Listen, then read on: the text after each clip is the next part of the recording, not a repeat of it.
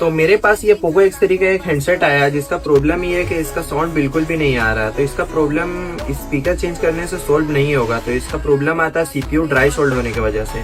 तो चलिए CPU रिबोल करके देखते हैं इसका प्रॉब्लम सॉल्व होता है या फिर नहीं।